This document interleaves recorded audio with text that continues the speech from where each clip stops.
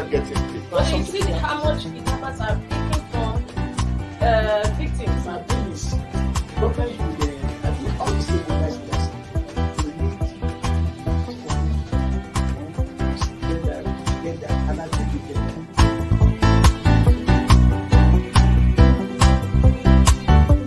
The 3% for the oil producing community is too low. So the support that is needed, and once you get the support, your airline people will blossom. This is Nigeria.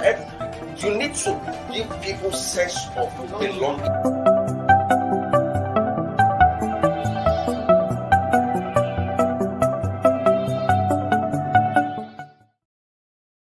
Good morning. This is Inside Nigeria, January 31st, 2022, and it's the last edition for the month of January in this year, 2022. My name is Winifred Bebo, and it's my pleasure to be hosting this program this morning. With me in the studio is a public affairs analyst, a journalist, and a lawyer.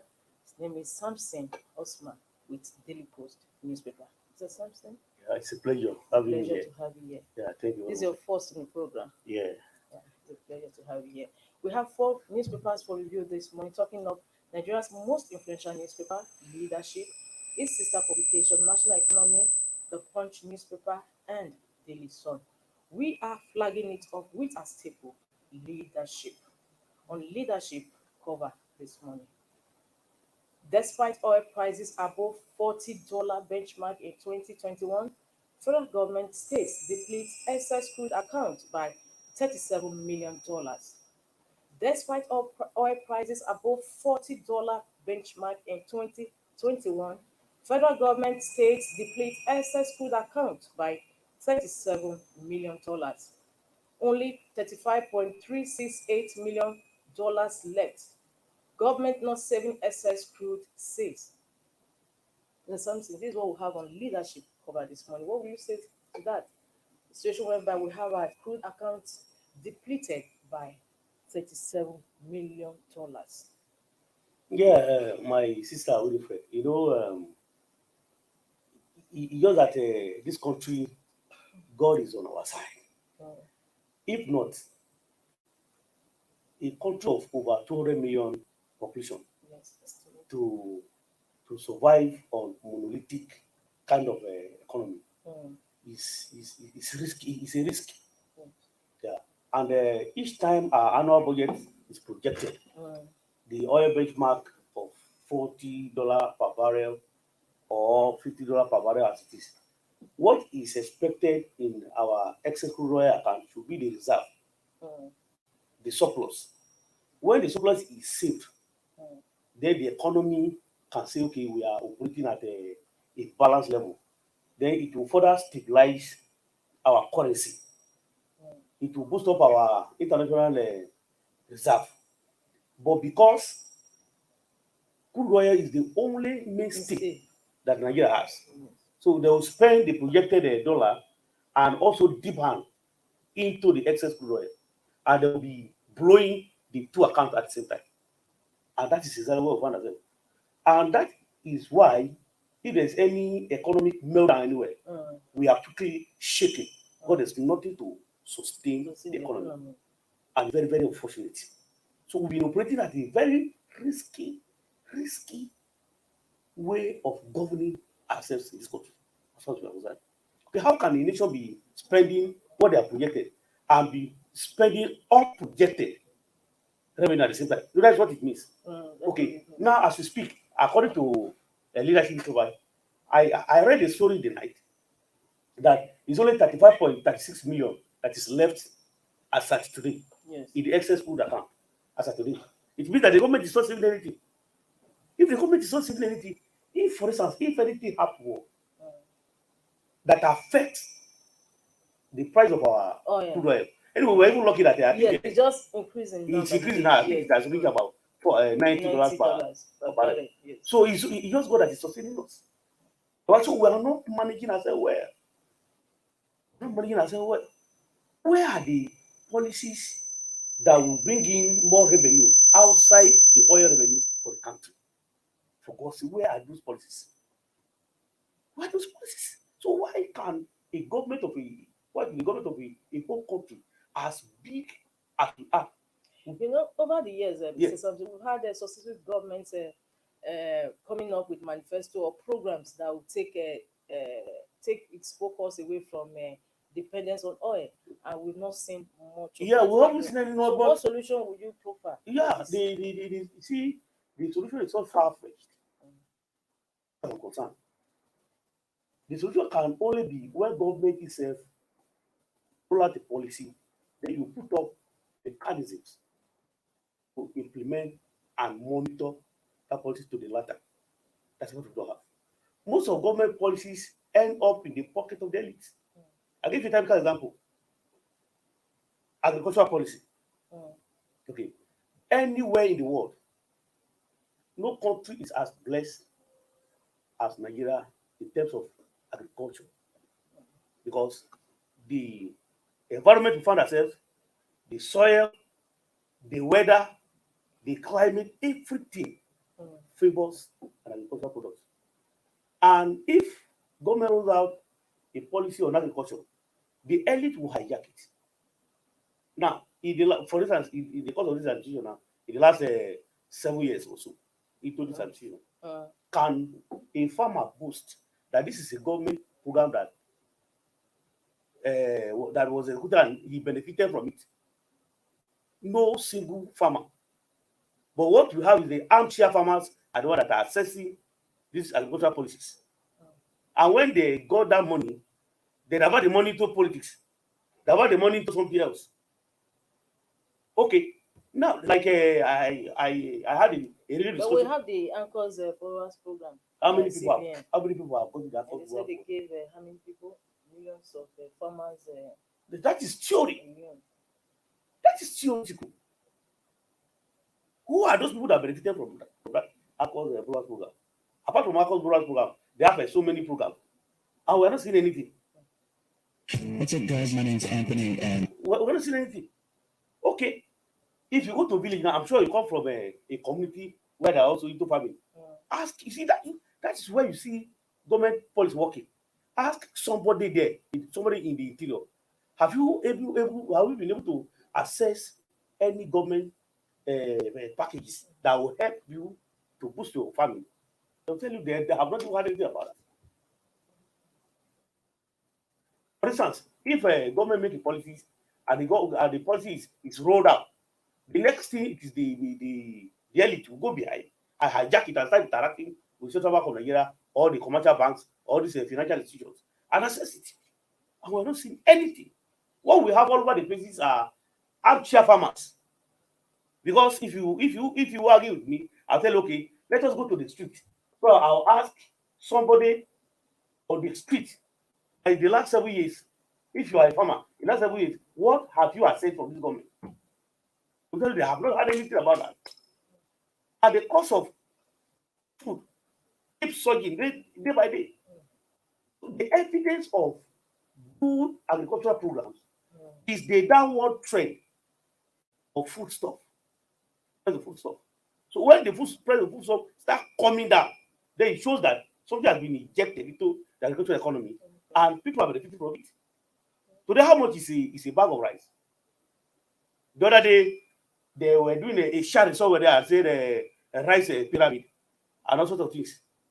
Okay, how many rice that are there? How many people are benefiting from it? If we have enough of rice and you now want to demonstrate that we have enough of rice and we're doing a rice pyramid, then go to the market to ask how much is the bag of rice, how much is the mood of rice.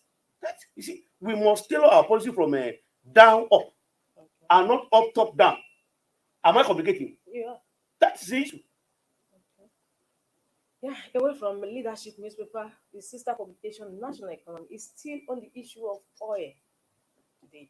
And the headline says Nigeria loses $1 billion to oil production deficit, more borrowing likely. Nigeria loses $1 billion to oil production deficit, more borrowing likely.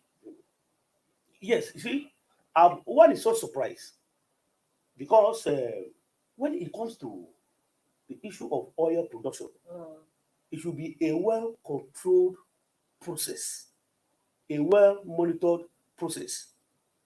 But in the case of Nigeria oil industry, there are hemorrhages everywhere. Yes. If you go to where they are producing oil, the bunkers are all over the places. Yes, like we saw recently, Wicked. Exactly. It became an embarrassment. 121 or 112 illegal refineries in some local councils in Rivers State. That is even the one that was captured or that was reported. The unreported ones are still there. Yes. When I was still in the field, I happened on when we went to Rivers State for this hyper deck or for this cleaning. Yeah. We went there and we chanced upon some army officers. Yes, and unfortunately, the security agents that are supposed to be up and doing, securing the nation's infrastructure, are the major conspirators because everybody is out in quest for money. That to the extent that some of the security agents will even lobby for them to be posted to River State, so that within few months they become millionaires overnight because of oil bunkering, illegal oil refineries, and all sorts of evil that you can think about in the creeks right inside the offshore where nobody can easily access. And now there are speculations that Nigeria will not be able to meet his budget target. That is the issue. And considering the fact that oil is on the increase. It's on the increase. International Yeah, you see, had it been, if the oil production process we're talking about is well controlled and we are able to meet our target, the better for us. But one thing, the strange thing about is that the governor of Rivers State, Nimson Wike, has been the one crying alone wolf over these illegal refineries. But I've not heard anything from the federal government. That is the kind of policy we're talking about. You see, because Rivers State is an opposition state. But what Wike is doing right now is in the national interest. Yes, it is. So, and for Wike to have detailed the commissioner of police, to expel, to expel a particular DPO, yes. I don't want to call his name, and to transfer him. Not only that he was withdrawn from that local government, yes. He was asked to transfer out of the state completely. But I don't think the commissioner has. Well, I'm not updated on that. But what I'm able to say is, if government. However, some parties say that he's just playing to the gallery. That is another thing. That those illegal refineries have been there and they have been operating since time immemorial. Okay, now you see that is the problem. Everything we politicize. That's another biggest challenge that is facing us. Because Wike is an opposition person. When he talks, they look at it as he wants to make political capital out of that. But these are facts. Because this morning I read how the local government, the chairman of all government, Chief Lloyd, also, yes. As I yesterday, that he went to a particular community where he met illegal oil bunkers. Those people were into kidnapping and oil bunkering at the same time. So when they heard that they were coming, they abandoned. In fact, some of their captives were killed and they assembled their corpse in a particular abandoned hospital in that interior. I read this morning. And the man was angry and asked the security agent to go after these criminals.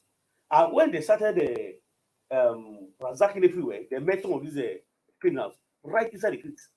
They are into oil bunkering. They are into kidnapping. You can imagine the kind of evil that is going on in the creeks. But when Wike talk, I expected the federal government to take up that matter as a matter of responsibility and deal with that situation and deal it frontally. But my sisters, I speak with you, I don't think I have had any move by the government because Wike is considered as an opposition. And they wouldn't want him to take credit or advantage of that situation. And it's very sad.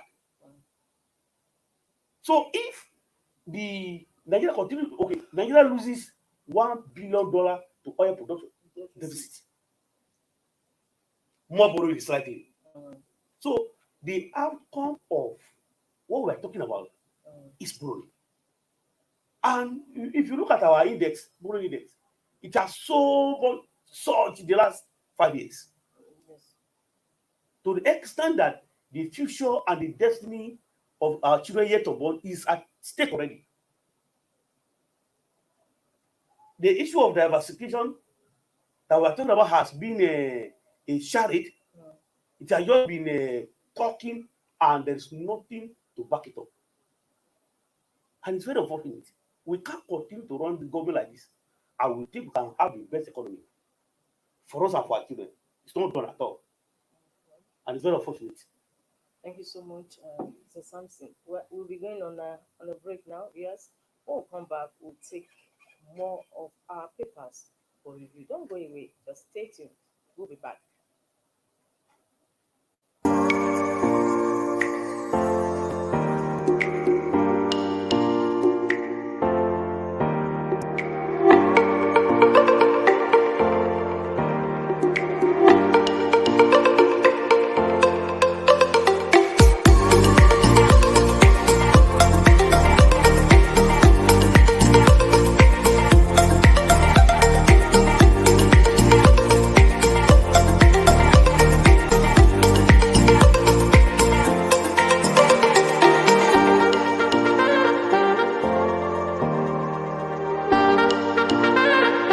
For sponsorship and advert placements, please contact 080-3688-6158. Last Word Leadership Podcast Studio. You have the last word.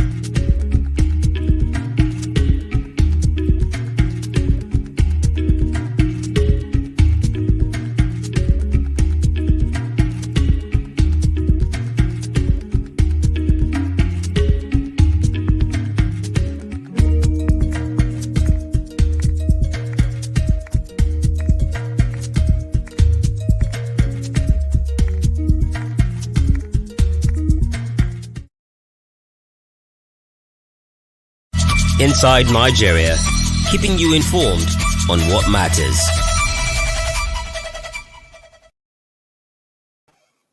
Yes, welcome back. This is Inside Nigeria, where we dissect major front page stories of some selected newspapers.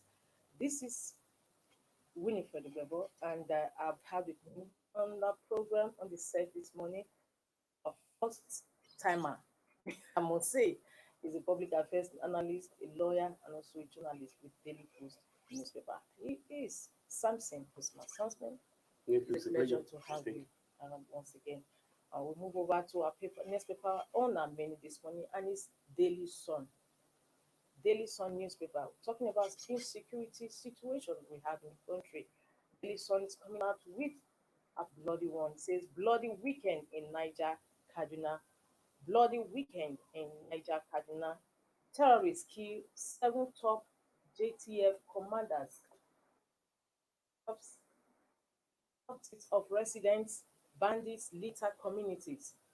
Government confirms 11 dead, 30 houses burnt in Zango Katab. Government kills soldier, injured 3 in Rivers. Bloody weekend in Niger, Kaduna. Terrorists kill 7 top JTF commanders. Corpses of residents, bandits litter communities. Government confirms 11 dead, 30 houses burnt in Zango Katab. Government kills soldier, injured 3 in Rivers. Daily Sun, what a bloody story on his cover this morning. You see, the issue of insecurity. Insecurity situation in Nigeria seems to have no end. So what are we going to do? You see, the issue of insecurity report has been the most trended of all reports in the news media in Nigeria for the last 6 years. And it has not abated. I think it has not abated because the figure you are seeing are just the figures that are available. They are numerous plethora of killing attacks that are not reported. And the issue is that the government itself is in dilemma. The government cannot solve this problem for now. This particular government cannot solve this problem again. Can't solve this problem again. If they can't solve this problem for the past 7 years, before the end of this year, they can't solve this problem again. And Nigerians must make up their mind that what is happening here should form part of their decision. You see, it is better Nigerians will make ourselves available to die in few number, trying to get government that will secure this nation than become afraid and allow government that will not be able to protect, secure us in the next government. Yes, that's what I want to ask. Okay. You took the words out of my mouth. In Kaduna, no day passes without casualties, human casualties, property casualties, wreak havoc of houses, rape, killing, and all manner of things everywhere. Who are those people in that forest that the government cannot take the battle to their doorstep? I am not a security man. I am not a military man. But my thinking is that when you take the battle to the doorstep of your enemies, you are likely to defeat that enemy than waiting when it happens, start chasing them. What else must we do? I remember in 2020 or so, 2020, government released $1 billion from the excess crude account, remember? Yes. Directly from the excess crude account. To tackle terrorism. Yeah, without even passing through the National Assembly, without even passing through the legislative procedure. But when some analysts wanted to raise eyebrows, say no, because of the situation we found ourselves, they should allow that. And that was what happened. Have we seen any results? Now, if the marauding terrorists keep killing, and the weapon has failed us, what of the intelligence community? Because it is when the intelligence community are alive to their responsibilities that they will be able to proactively nip this in the bud. Because, like the other day I was here in this studio and I said, there's what called surreptitious interest, that is personal interest among the security aid community, is what betrayed the effort to tackle criminals headlong. That's number one. Then number two, why is government arresting some of them and sparing them? Yes, I think Governor I am a lawyer. Raised this issue. Yeah, I am a lawyer. I believe in justice. I believe in due process. But the circumstance with which this country found itself, and people are at the receiving end. You dare not spare any terrorist. You don't spare them. My sister, as I speak with you, even in Borno State, they say that some of them that repented, Boko Haram, Isoye that repented, Iswap that repented, they are keeping them and feeding them somewhere. There are what of those people that were killed, that whose children are orphaned, whose wives are widows. What was government doing to mitigate their difficulties? Then you are feeding these ones to the extent that the cow that was given to them also, they insisted that they will be the one to slaughter it. Somebody from government came and slaughtered it. They said the man is an infidel, and they started protesting that the person that came to slaughter their cow is an infidel. What are we saying? Now, 7 top JTF commanders were killed. Now, with this kind of report, he gives them that liver, that strength. Emboldening them. Exactly. They become more emboldened that yes, they are really dealing with the Nigerian government. That is the signal of response to them. And everywhere, every day we keep, there's no day that part that we won't talk about killing in Yabukata, killing in Kaduna, Satakana. And it's very sad. If Kaduna State cannot be governed appropriately, Why can't government declare state of emergency, remove the governor and tackle those things, and let's move forward with our lives? What is the essence of government when citizens are not protected? What is the essence of government when citizens are not protected? We're not talking about political party this time. We're talking about life. Life is sacred. The thing has become so much, and is putting this country to public opium across the world. I had one ambassador of the country again yesterday was saying that the image of Nigeria has been so battered abroad by even the foreign media.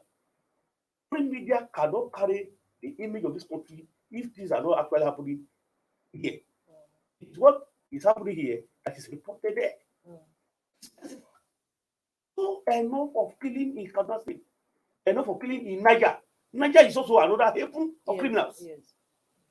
Because there are ungoverned forests or ungoverned spaces in Niger State that these criminals are. It's the largest state. Exactly. In terms of land mass. Yes.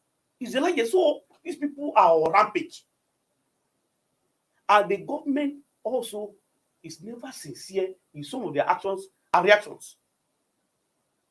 It's not. Apart from the fact that within the security cycle, there are compromisers, there are conspirators there that betray the effort. Government itself need to be decisive. You don't look at your religious background. You don't have sympathy or religious background. You don't have sympathy or cultural background. A criminal can be a criminal anyway.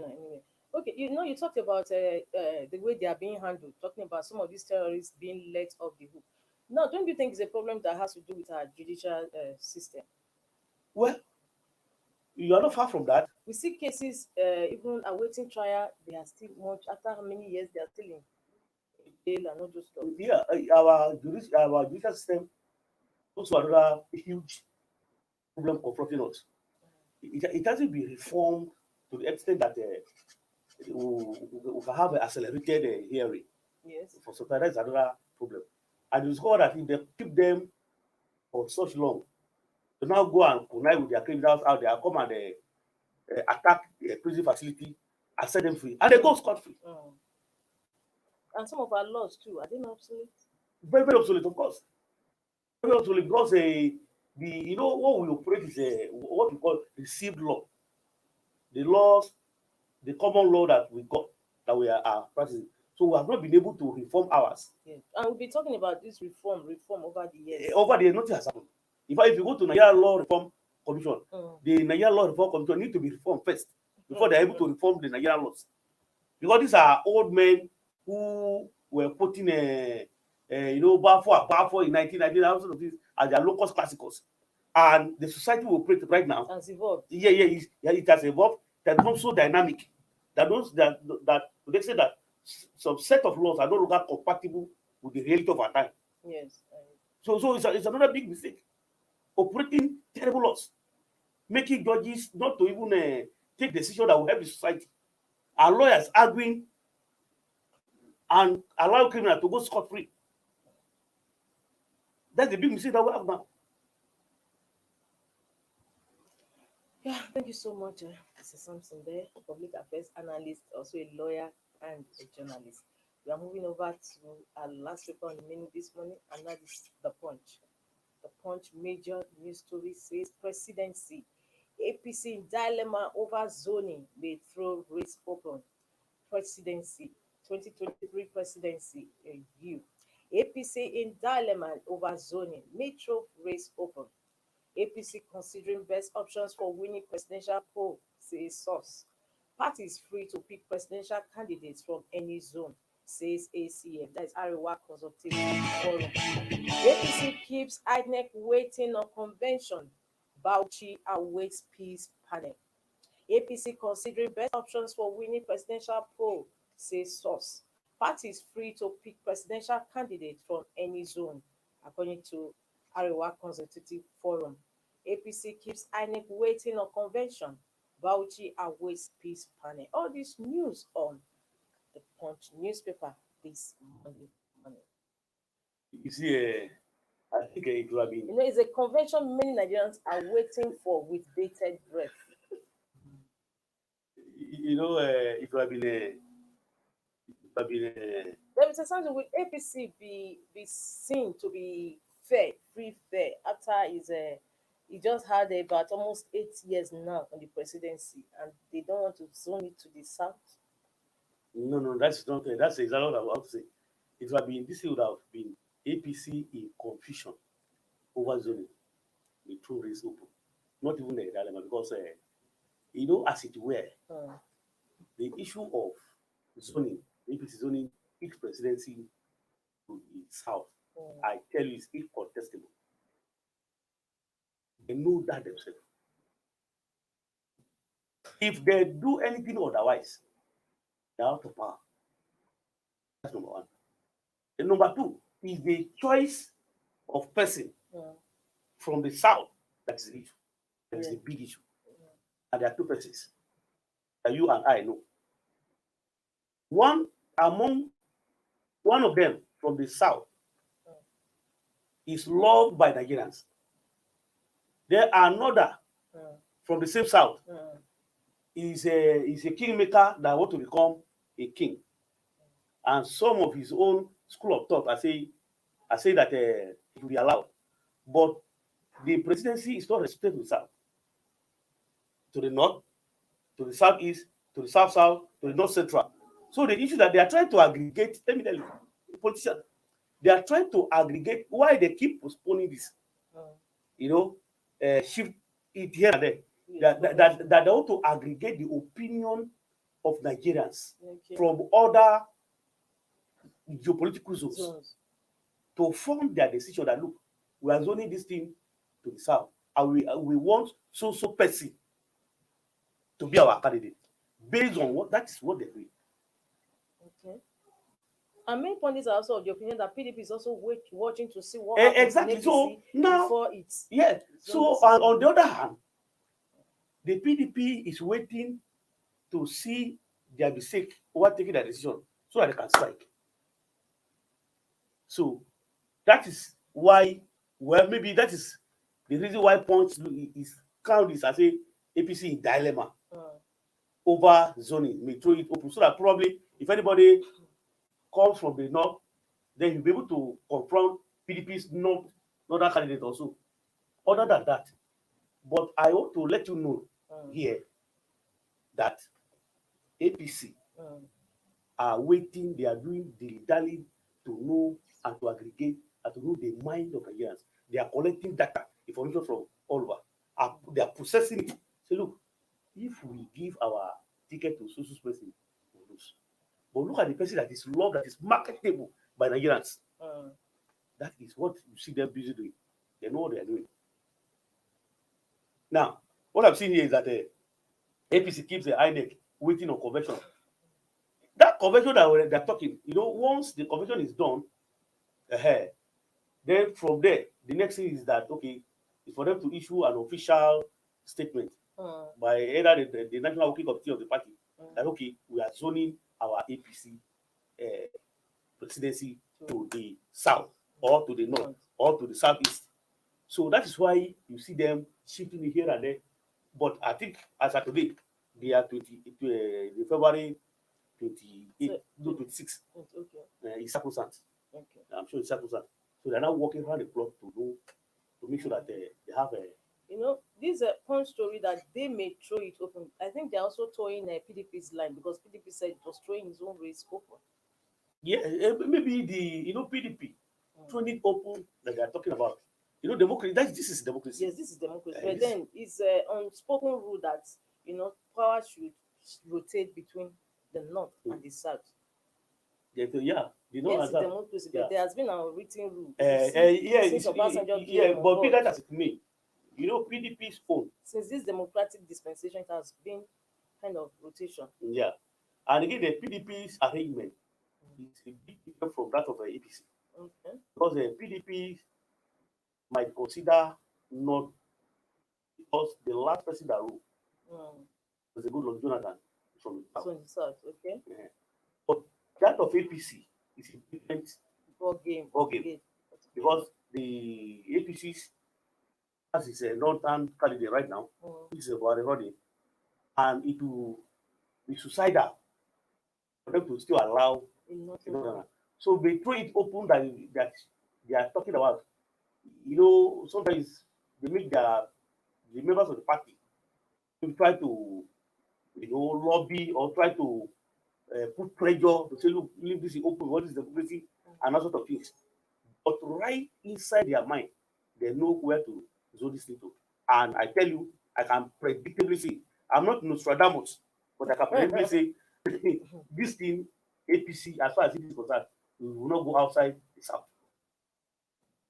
And when you're talking about the South, does it mean a specific place in the South as well? Because the South is quite large. You have the Southeast, you have the South Side, and you also have the Southwest. So is it the South as a whole? Because many people are saying, like some parties are saying, is it just power rotation? We'll talk about power rotation. Is it just between the North and the Southwest? Yeah, it's not at the South. Southwest. Yes, no. Because we've seen Southwest. No. North and South. Okay. When it comes to power rotation, it's only two zones. Yes. North and South. If it is North, it goes with the Northeast, Northwest, North Central. Yes. That's North. No. If it's South, Southwest, South, and Southeast. So if they now say South, so it is now left for the components of the South. As in Southeast, South to now work within their own jurisdiction. Okay. So now it's okay. This is somebody we want to bring. Okay. So that's why, like on the other hand, you see the Southeast trying to struggle for space. If I were them or a stakeholder, what they should do is to reach out to Southwest, then South, then agree, then bring somebody and come and meet the northern zone. And they're there. Yeah, many people are saying that for sake of equity and justice, that the Southeast should be the turn of the Southeast. A lot of people are sympathetic to the cause of Southeast. A lot. And that it will stop this restiveness in the area. In the area. Well, that school of thought. But the restiveness is a different concept altogether. And they are very clear. They say they're not looking for a Nigerian president. That's what they say. That they are looking for. That they are looking for their own independence, not Nigerian president. So that they even say, if you put a Nigerian president to them, they're not even pick it from the street. What they are after, I think they are consistent.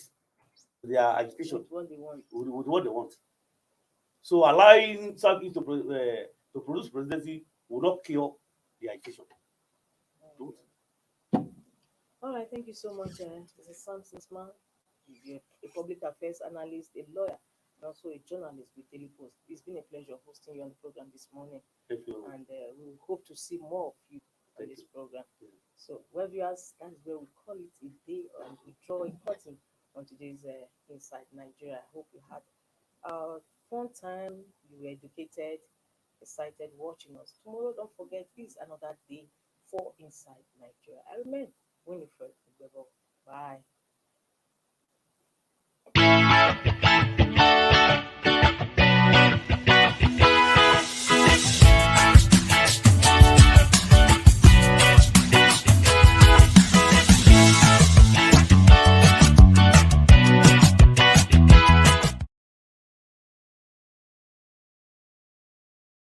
Thank you for watching. For sponsorship and advert placements, please contact 080-3688-6158. Last Word Leadership Podcast Studio. You have the last word.